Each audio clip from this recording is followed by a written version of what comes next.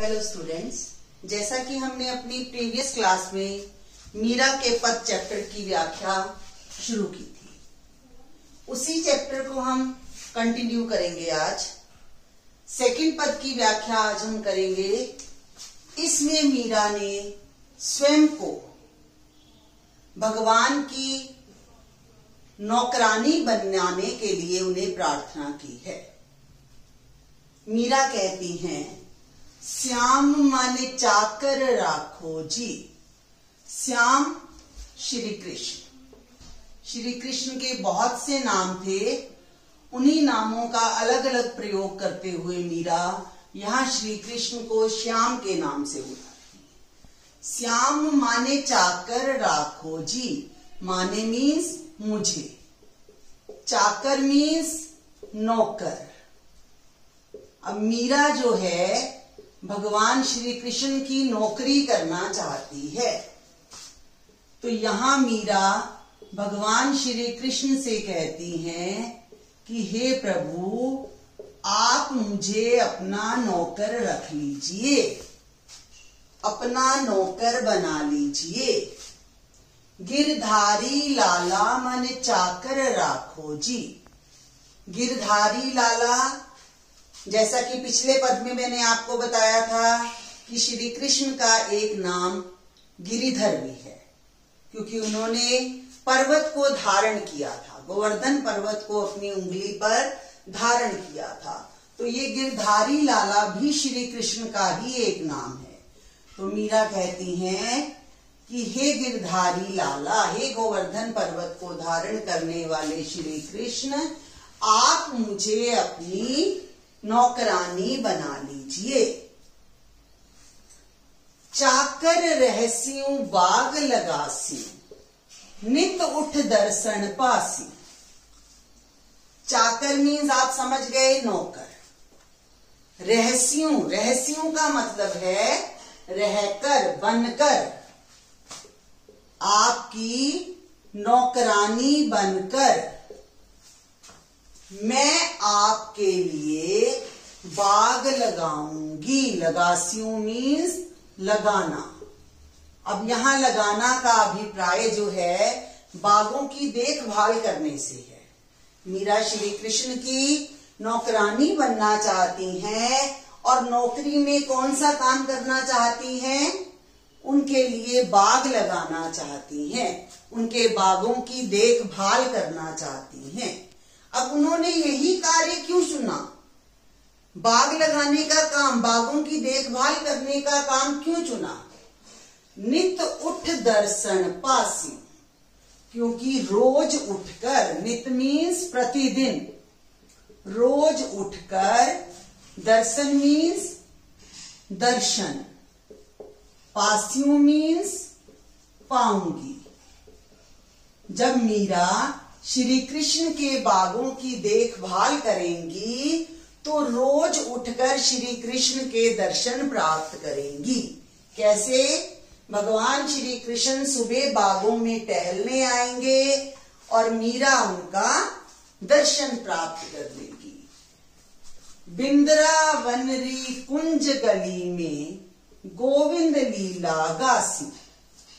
अब बिंद्रावन जो है वृंदावन के लिए है। वृंदावन में बहुत तंग गलियां हैं। कुंज का मतलब होता है छोटी छोटी तंग गलियां। मीरा कहती हैं कि आपकी नौकरानी बनकर मैं वृंदावन की छोटी छोटी गलियों में घूमकर आपकी लीला का गुणगान करूंगी। गोविंद का मतलब यहाँ पर भी श्री कृष्ण के लिए है। वृंदावन की छोटी छोटी गलियों में घूम घूम कर मैं आपकी लीला का गान करूंगी। गासियों मीन्स गाऊंगी।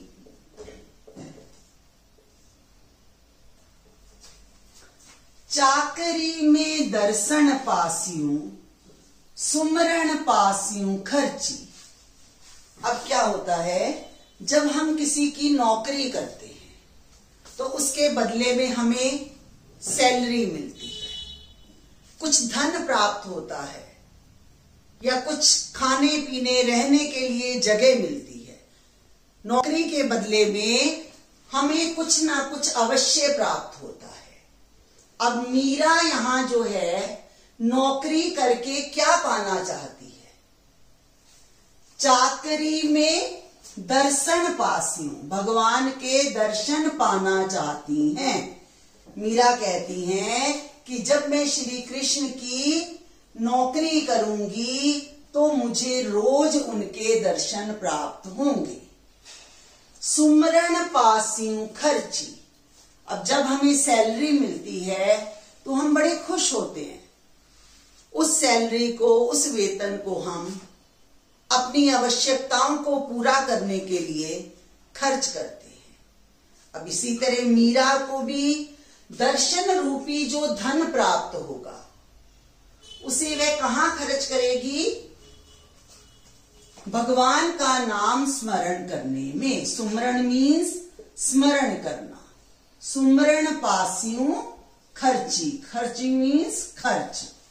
उस दर्शन रूपी धन को भगवान का नाम स्मरण करने में खर्च करेगी। रोज उसे दर्शन होंगे, दर्शन रूपी धन प्राप्त हो जाएगा, सारा दिन उसे भगवान याद रहेंगे और वह उनका नाम स्मरण करती रहेगी। भाव भक्ति जागीरी पासी, अब जब सारा दिन नाम स्मरण करेगी, जब हम वेतन को खर्च करते हैं तो उसके बदले में हम कुछ चीजें खरीदते हैं।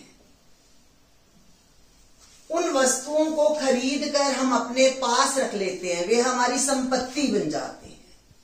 इसी तरह मीरा जो है दर्शन करके, नाम स्मरण करके क्या प्राप्त करेगी? भगवान की भक्ति रूपी जागीर को प्राप्त करेगी। भाव भक्ति मीन्स भावों की भक्ति, जागीरी मीन्स संपत्ति।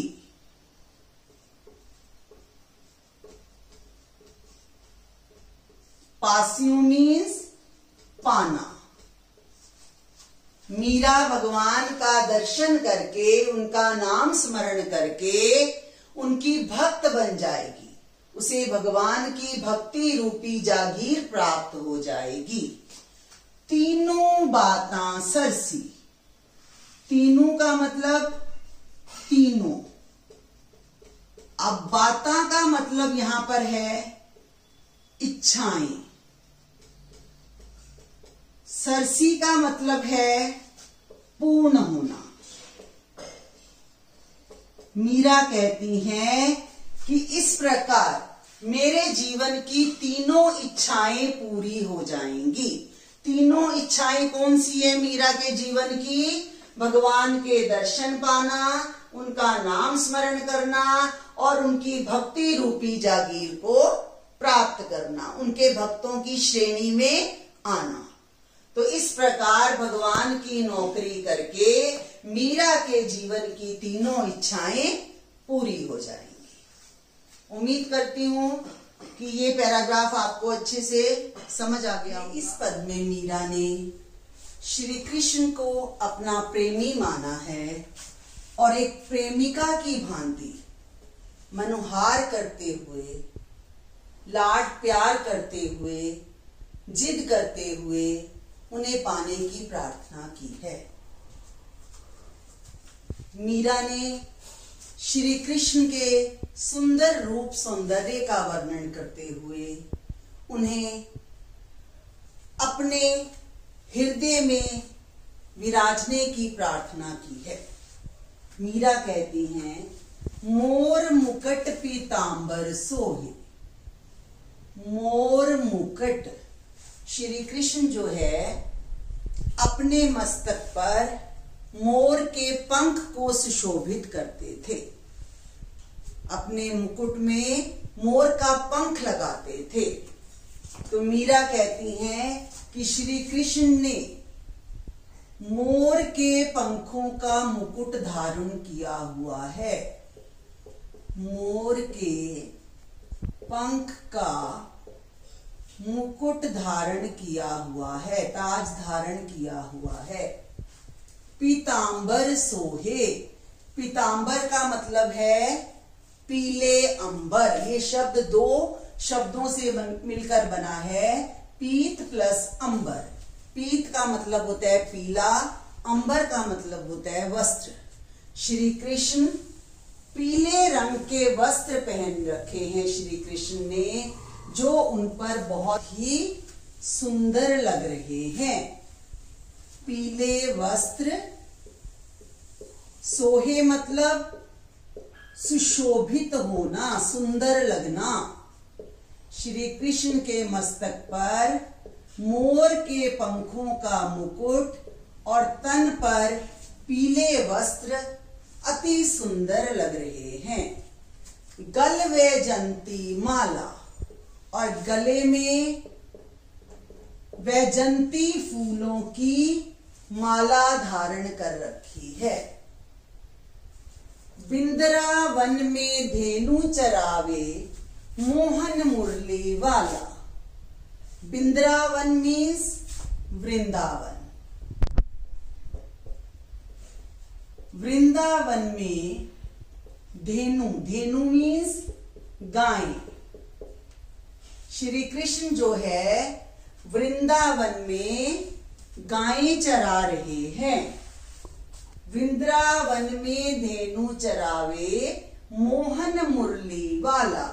अब मोहन जो है ये भी श्री कृष्ण का एक नाम है, तो यहां मीरा ने श्री कृष्ण को मोहन के नाम से संबोधित किया है। मीरा कहती है कि मोहन मुरली बजाते हुए, मुरली का मतलब होता है बांसुरी, मधुर मुरली बजाते हुए वृंदावन में गायें चरा रहे हैं। ऊंचा ऊंचा महल बनावम बिच बिच राखूं बारी। अब मीरा जो है श्री कृष्ण के हर समय दर्शन पाना चाहती है, तो वह क्या सोचती हैं कि वृंदावन की गलियां जो है वो बहुत तंग तंग हैं, छोटी छोटी हैं, तो उसमें गलियों में झांकने के लिए ऊंचाई पर खड़े होना पड़ता है। तो मीरा अपने लिए सोचती हैं कि एक ऊंचा सा महल बना लेंगी। बनावम मीन्स बनाना। मीरा कहती हैं कि मैं अपने लिए वृंदावन में एक ऊंचा सा महल बनाऊंगी। बिच बिच राखूं बारी। बिच बिच मतलब बीच बीच में, मध्य में, बीच बीच में बारी। बारी का मतलब होता है खिड़की या झरोखा, देखने की जगह, कुछ भी आप इसे कह सकते हैं। झरोखा भी बोल सकते हैं, खिड़की भी बोल सकते हैं। बिच बिच राखूं बारी, और उस महल के बीच बीच में खिड़कियां रखूंगी, झरोखा रखूंगी। किस लिए? सांवरियारा दर्शन पासियों पहर कुसुम्भी साड़ी।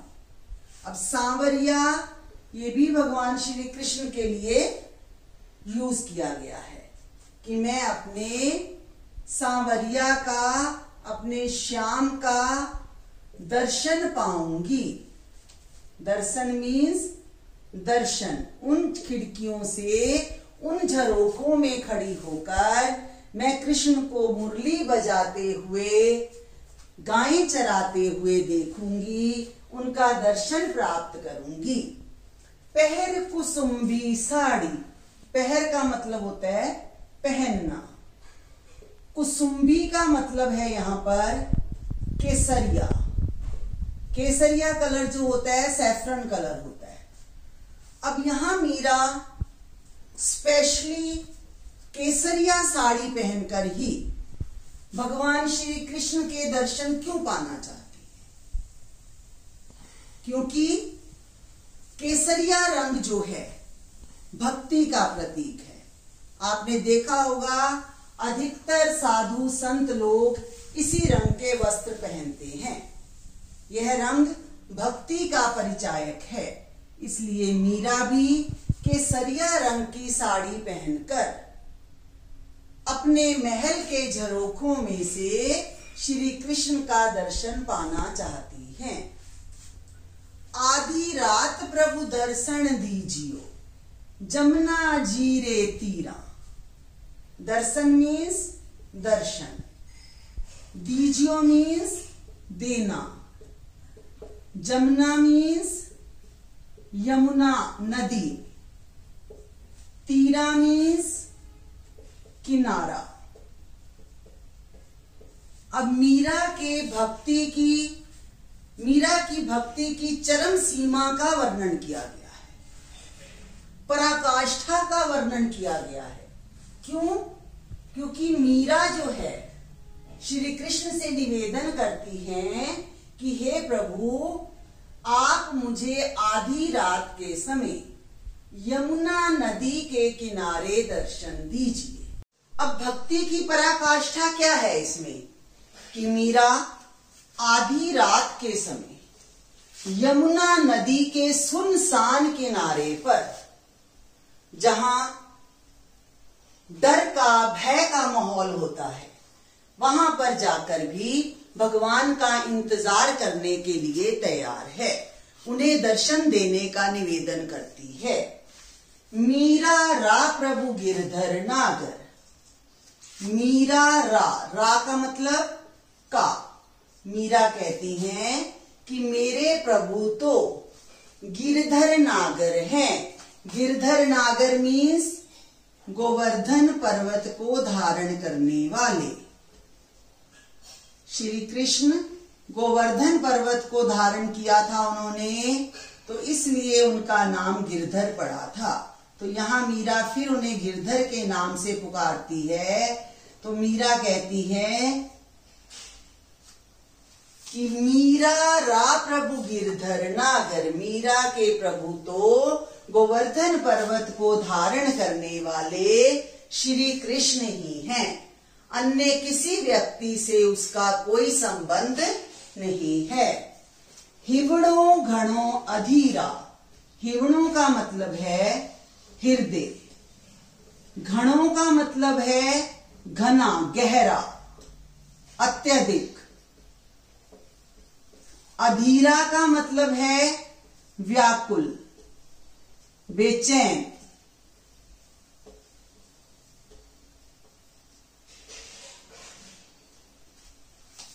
प्रभु, आपसे मिलने के लिए मेरा हृदय बहुत बेचैन है, व्याकुल है, इसलिए आप मुझे दर्शन दीजिए। अब इस पद में मीरा ने भगवान के रूप सौंदर्य का वर्णन किया है, उनके दर्शन पाने के लिए वृंदावन में महल बनाने का वर्णन किया है, और भक्ति की पराकाष्ठा को दिखाते हुए आधी रात के समय यमुना नदी के किनारे तक जाने को तैयार होकर यह बताया है कि प्यार और भक्ति की कोई सीमा नहीं होती है। इसे पाने के लिए व्यक्ति किसी भी हद तक जा सकता है। मीरा ने भगवान श्री कृष्ण के प्रति अपना प्यार प्रकट करते हुए, उन्हें अपना स्वामी मानते हुए, उन्हें दर्शन देने का निवेदन किया है। धन्यवाद। अब हमारा ये चैप्टर यही समाप्त होता है। अगली कक्षा में हम नया टॉपिक लेकर मिलेंगे। तब तक के लिए धन्यवाद। स्वस्थ रहिए, सुरक्षित रहिए।